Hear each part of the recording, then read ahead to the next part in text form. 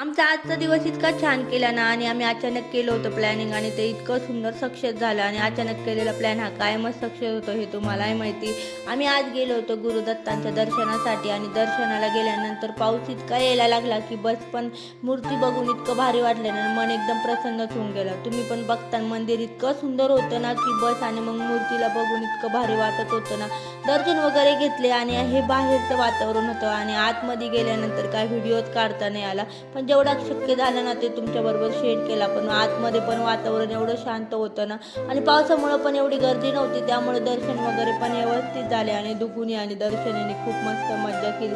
कारण की त्यांना पण तिथे थोडंसं खेळायला वातावरण व्यवस्थित भेटलं आणि त्यानंतर आमचे इतके छान दर्शनं झाले. दर्शन वगैरे घेतलं आणि प्रसाद वगैरे घेतला आणि घरी आलो. तर असं होतं व्हिडिओ दिवस. आणि चॅनलला नवीन असेल तर नक्की सबस्क्राईब करा. त्या भेटूया नेक्स्ट व्हिडिओला. तोपर्यंत बाय बाय.